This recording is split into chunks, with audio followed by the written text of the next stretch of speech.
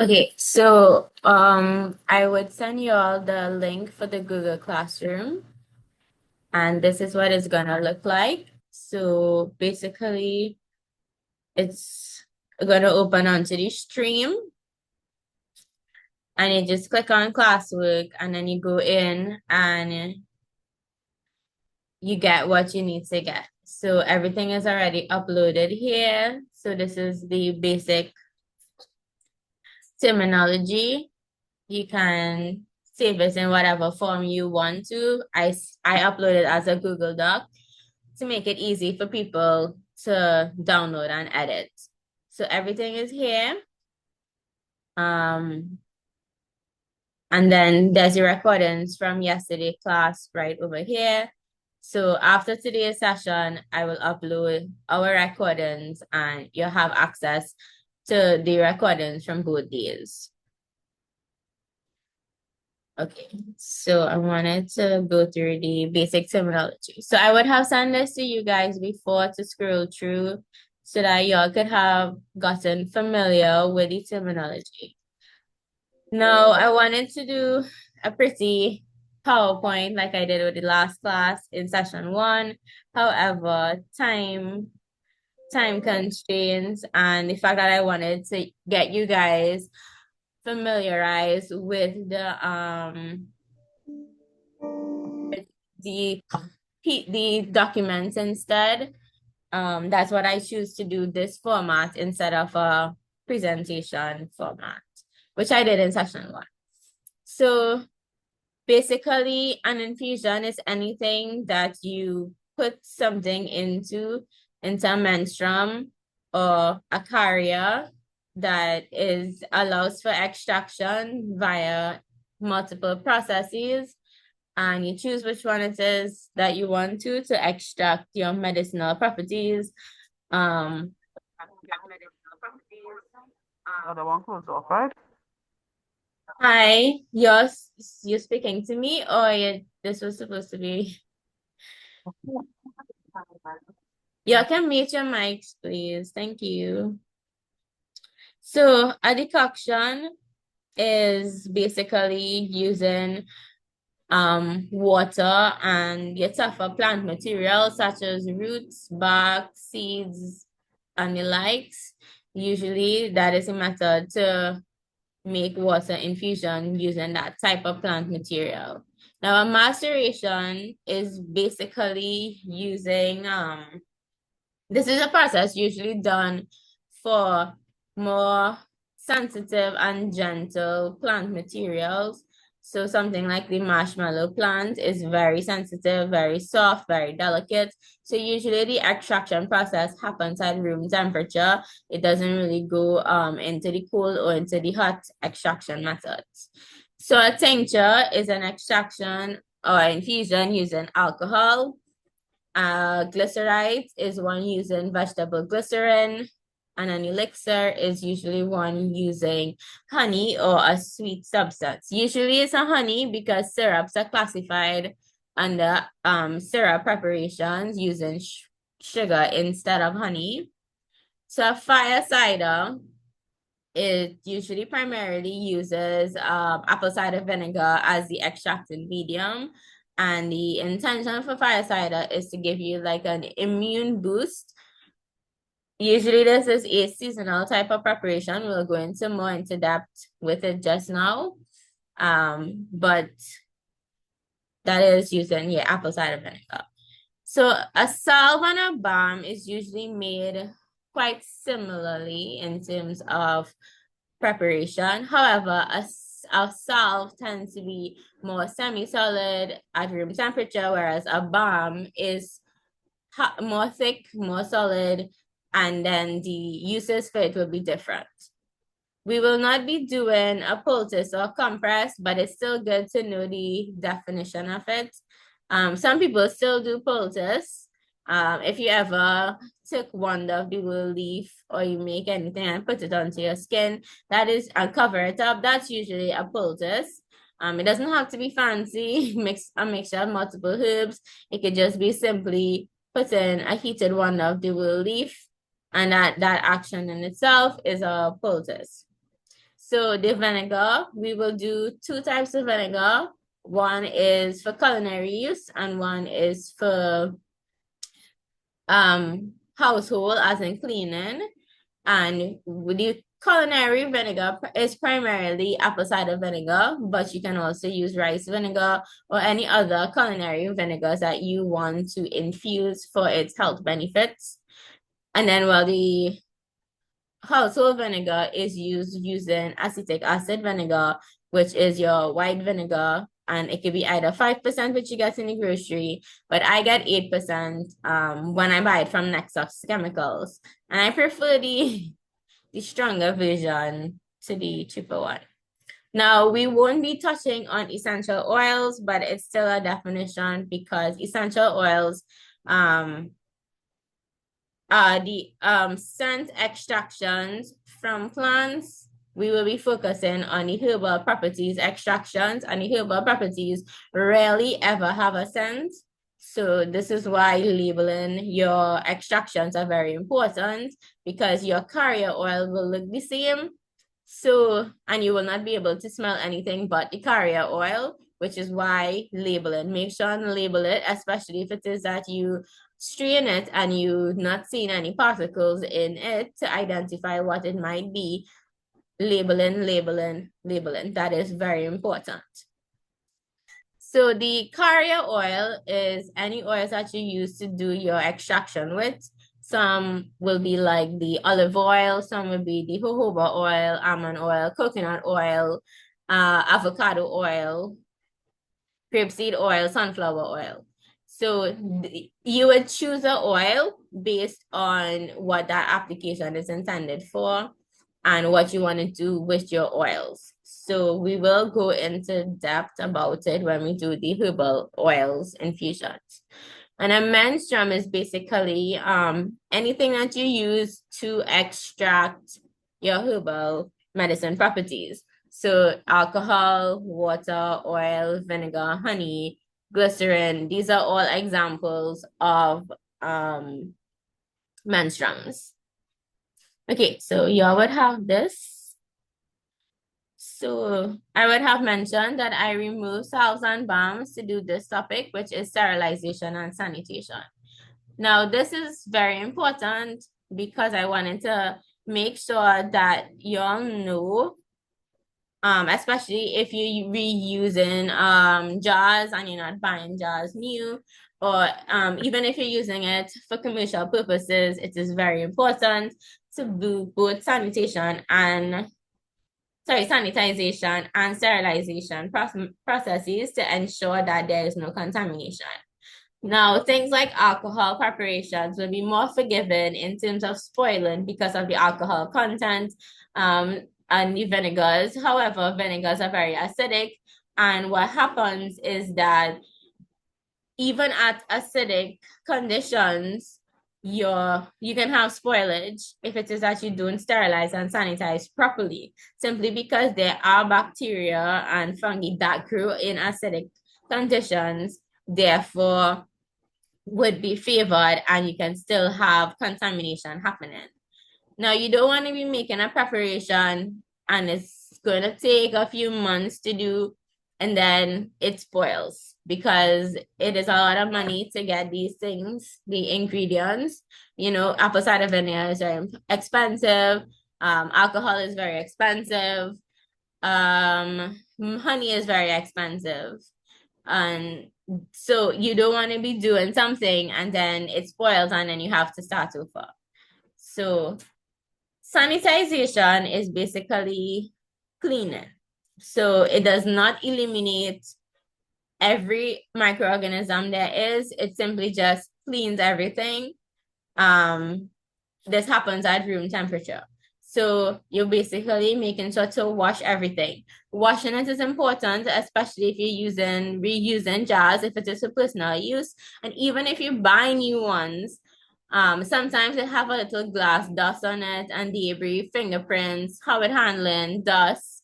So you want to make sure, and then you remember when you buy jars and stuff, they have to check and make sure that it is okay. So even if you buy jars with the droppers, you want to make sure that you re-sterilize your equipment. So one way is making sure to wash it thoroughly, wipe down your counters. So you want to wipe it down with 1 tablespoon of bleach in 1 gallon of water, and you clean everything. Now, the reason why, so we'll go into air drying just now, but I'll still mention it. Air drying is important is because unless you're using a cloth or paper towel that does not leave any residue or fibers, those things can be an environment to promote bacterial growth, and that's something that you want to avoid. So you can also, aside from the bleach, if it is some people have sensitivities, if they have animals around, your kids, whatever, bleach is a very harsh agent. I agree. There's also the alcohol solution, a 70% IPA, isopropyl alcohol.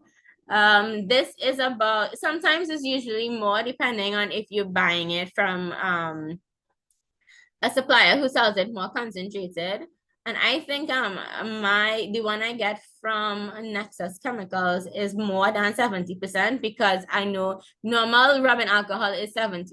So isopropyl alcohol or IPA is usually at a higher concentration and it evaporates really fast. So when it is that you're doing your work, you can use the isopropyl alcohol for it. Simply, this does not eliminate some dust and debris. So I will still recommend inspecting your equipment and make sure that it's clean, because sometimes you might think, oh, we sterilize our environment, but the other parts of the room still dirty. Some people wouldn't clean like the entire room or the ceilings, they might have a fan running, and all of these things are things that you need to be mindful of in terms of contamination and microbial growth, something that we don't want. So this is why usually if you're doing things for commercial purposes, the food and drug, the safety rules. I believe before you could get your food badge, there's also a lecture that they give you on these things. So it's quite similar in the agri-food processing sector, which would be herbal preparations, that you take into consideration all of these things before you make any preparations. Now, it still stands if it is you're making for your family, because like I said, if you're going out to invest in your family and your family's health, you don't want to create something and it has spoilage happening. So the IPA is also something that we would use. You could also use to create a cleaning product. Okay, so I'm gonna put on my video. But this one, normally I would have like a,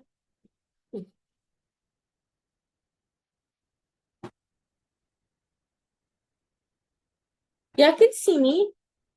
I can't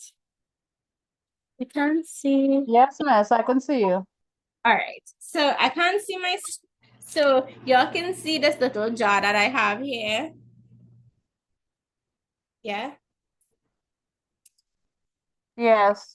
All right. So basically, so yes, and also in the class message, all of these handouts will be in the Google Classroom and y'all will download it. So basically, this is my jar. So it's a glass jar. This one was bought from Met Wholesalers. It was very expensive. I think it was 6 for $82. It has a metal cap. And then there's my herbs that I want to use as a for cleaning purposes. And I put my IP in here, the alcohol, and I allow it to infuse. Now I use wax paper and not parchment paper to create a barrier between the alcohol and the herbs and this metal lid, is because these metal lids nowadays rust really quickly. So I did not want any contamination to happen and allow that to rust even more. So I'm not sure if you can see the herbs on the underneath, but what I would do afterwards is strain this, I think after 6 weeks, and I would use it for cleaning purposes because not only would it have the alcohol, but it would have the benefits of all the different herbs that I use in here. Um, so this one is using 8% vinegar. So you don't even have to use fresh herbs for your vinegar simply because this is for cleaning purposes. So when I'm finished with like the lemon or the orange and I finish juice it and I keep the skin for herbal, making tea and whatnot, I put that in here with rosemary and then I put the 8% vinegar. So again, this is going to have, pulp and all of these things inside here. So I can't use it just as a cleaning agent. I need to strain it properly, put it in a spray bottle. If you don't have to put it in a spray bottle, but it's easier. And when you strain it out, and then you have a cleaning product that you can use. Now, this is what I would have mentioned that in the cleaning, the household vinegar and using herbs because some people, they have a lot of allergies, they have kids, they have pets, or they want something that is a little friendlier in terms of cleaning. And I personally like to use these. So, and it's also very sustainable in terms of that you can use your scraps for it. Okay, so back to the sterilization section. So if it is that you're sanitizing any alcohol, in the bleach solution, you want to at least soak it for 2 minutes. Now, metal covers, the ones that would rust easily, you will not use the bleach for this because the bleach will react with the metal and cause even more rusting. So what you want to do is for the metal covers, at least you can we would do the heat process in the oven just now for sterilization, or like I said, you use the alcohol and you wipe it. So you have to decide, yourself what process you want to use based on what you have going on. So, right, so spray and wipe, and I talked about air drying. So now sterilization, this one is a heated method that kills bacteria at high temperature. So we have two methods. One is using boiling water. Now, if it is that it's not safe for you to do this boiling water method, the safest method would be to use the oven because usually oven is like a closed environment. You have your door and you don't need to worry about it. So you never want to put glass in a hot or cold from it being at room temperature. So the best thing to do is put your glass in the pot, add the water, boil it, allow it to come to room temperature, take it out, air dry it, and then you use it for what you need to use. Now, the oven method is that you put it in your glass and your metal, then you put the oven to preheat because sometimes, again, the high temperatures can shock certain glass. Now, this method, this one here specifically said to preheat the oven, but honestly, in my experience, different glass would get heat up at different temperatures and some might shatter if it is that it gets shocked by just putting it into a hot oven. So what I have learned is that put the glass in, then apply the heat, and then allow that temperature to build up because at the different heating temperatures, different bacteria will die out. Well, I say bacteria, but I mean microbes, right? Because it goes for fungi and spores as well. It will die off and then it reaches the temperature that you want it to. You leave it for 10 minutes, take it off, and then allow it to cool, and then you're able to use it. Now, this is the method that I like because I could leave it and then I could do what I need to do. If it is I'm multitasking, I don't need to watch it like if it was boiling on the stove. Now, the third method is a pressure cooker method. And this is usually what they would use in the canning process. There's also a canning pressure cooker that they use that is on the stove top. If it is you have an electric pressure cooker, you need to know what temperature and pressure your electric pressure cooker goes at, but this one is for the one on the stove. You just put it up there and you put your stuff in it, put the water, put the pressure on it, and leave it, and you're able to use it. Now, in the commercial environment, you have something called an autoclave. So usually at hospitals, schools, labs, anywhere that needs sterilization, they usually have a commercial pressure cooker, basically. That's called an autoclave. But I'm not sure what the Food and Drug in Trinidad and Tobago accepts in terms of the commercial use. But I think if it is that you're doing the processes properly, they would accept it. So that is for high temperature.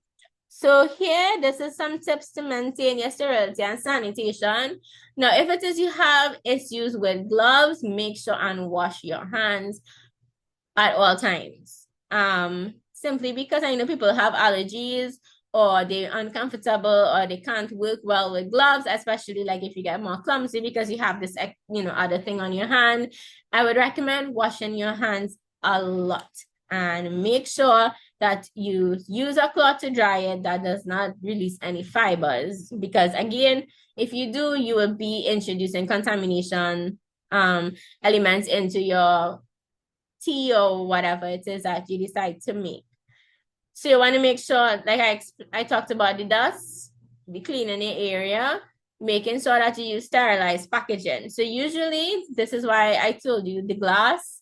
Now, if it is that you are packaging teas and stuff, there are certain guidelines that you need to follow to make sure that that happens. But we will not be covering it in this class, we just mention it. And then, well, handling the equipment minimally. So, like I said, you don't want to be touching the equipment too much, and then you get, okay, hold on. Okay, so yes, for the vinegar, yes, you can use the skins if you like, because it's still part of the plant and still contains what it needs to contain for cleaning purposes.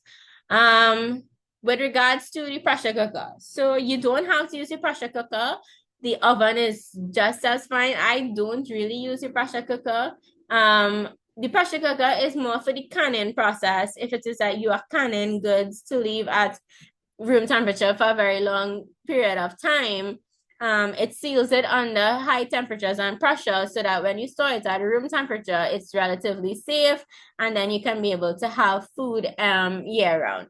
So that is a process in agri-food processing as well. I would have liked to teach it, but I don't really see the scope for it in Trinidad unless you buying food in bulk or you're growing your own food and you want to be able to preserve it.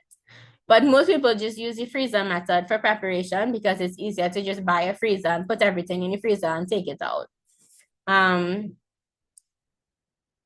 So yeah, if you don't want to use a pressure cooker, that's absolutely fine. The oven for me, I think is the safest option because boiling as well, you have to look at it. You could get burned. If you cover it, you're creating a pressurized environment. So there are lots of considerations with the boiling of anything actually. Okay, so the meeting will end in 10 minutes. Just join back. I will take a minute or two to add everybody back in because this is the free version. Yeah. Anybody have any questions? If you don't want to ask your questions out loud, you can message it in the group chat here on Zoom. I'm not checking my phone right now, so you'll have to message it on Zoom and I will answer it. Do we get like a recording of the of the meeting? Yeah, so here, this is a Google Classroom. You see class recordings. You click on it, and this is the recordings from yesterday class. So you have access to this one, and today, after today's class, your class will be above it. And so this is an example. So this one here is from session 1. So there was the two sets of recording from both class right here, and they could access it. So here you will be able to access yesterday's recording as well as from today's class.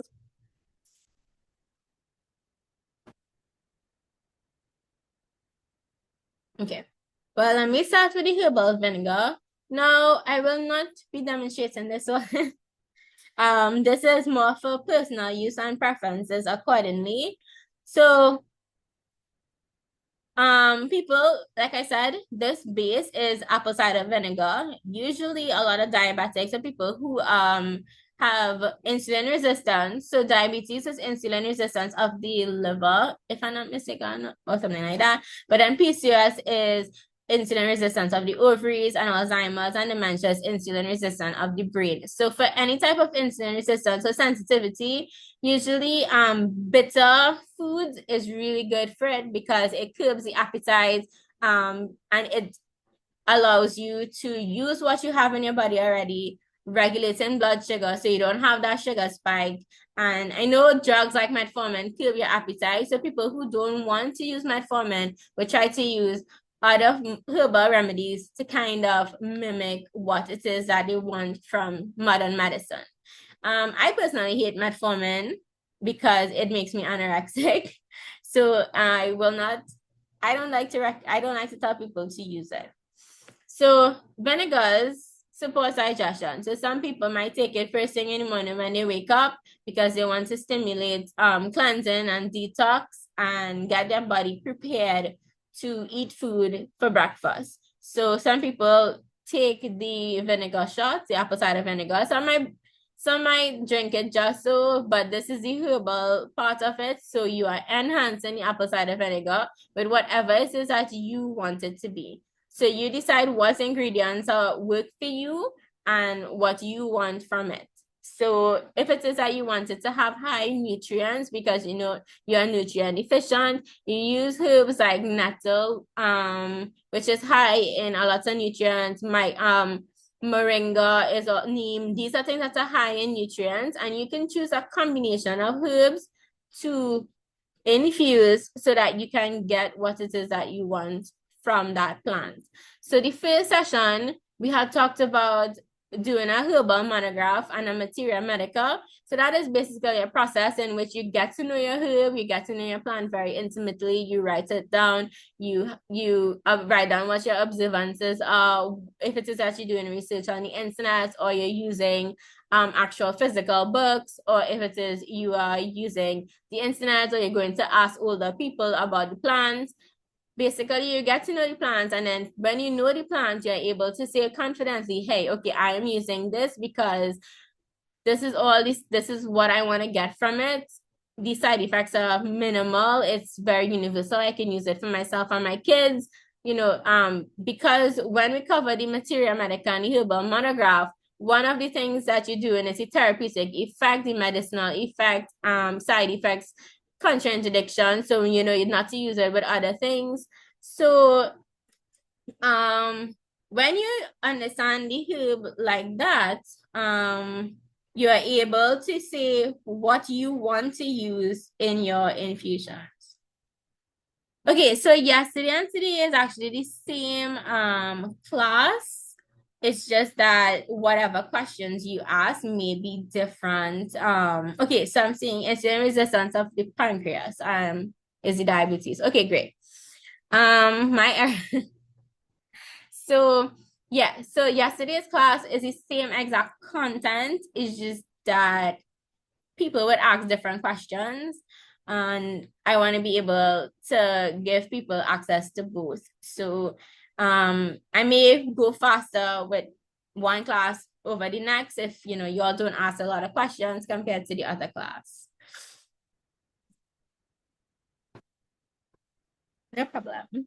Okay, so antioxidant properties, immune boosting, all of these things are reasons why you would go to make a herbal vinegar. Now, preservation of herbs is also one of it, but it also means that it's going to be in this pungent vinegar menstruum or base, and it's not usually kid friendly or adult friendly, but I know some people like the bitterness, so this is really for them. So you can use it. Culinary uses would be salad dressings, marinades, condiments, and in cooking. And then we talked about the tonic. So you can dilute it in some water and have it. You can have it before or after meals. as a digestive aid, especially if you know you are prone to bloating and you're not really a tea person. So usually there's this really good tea with cumin, fennel, and coriander. That's a really nice tea for before and after meals, but not everybody like to drink teas. So this would come in as a shot that you can have for that reason. And then, well, immune support. Now, skin tone, I know people use apple cider vinegar for beauty and skincare, which is absolutely fine because sometimes if it is that you have sebaceous dermatitis, especially on your hair, it can actually come out on your face as well. So people use the apple cider vinegar as a hair rinse. They leave it, they soak it, and they rinse it out. It actually really good for people with curly hair as well. It helps bring back the curls, especially if you stress it out a lot. It helps bring back the curls, and they use it a lot. Now, it's an expensive process, but again, it depends on how much skincare and hair care means to you. You can actually infuse it with herbs and do a rinse. Now, if it is that you have the herbs and you know, okay, your hair can't really take a lot of oils, you can actually boil it like a tea. That's a water infusion, and you have all the herbs. And instead of applying it like an oil, you can actually apply it wet and leave it. And it doesn't really have much of a scent. So you leave it in and then you just wash your hair as normal. So you don't have to use apple cider vinegar. This is just for people who have scalp issues and they want a little relief because the low pH would fight the microorganisms on your scalp or your skin. Some people use it under their arms, and you could use it as a foot soak with Epsom salt, or a bath soak if it is that you have a bathtub and you want to use it. But again, there are other products in the market that you can use. This is only if it is that you specifically need apple cider vinegar, you can do that. And well, I talked about the household cleaner, using 8% vinegar or 5% white vinegar. You can also do insect repellent. However, you need to know what herbs are safe for your family and for your pets, because I know cats can have citronella. So you need to know what works for your family. Okay, so this is gonna cut off in a minute, but less than a minute. So I will continue after this. So here are example of combinations that you can use for whatever reason you choose. So we have our base ingredient recipe. So you have your base. So you see they have examples would be white wine vinegar, rice vinegar as well. So you don't only have to use apple cider vinegar, especially if it is for a culinary purpose. So you want to use your herbs and then you can add additional flavors. After it's been infused and strained, you want to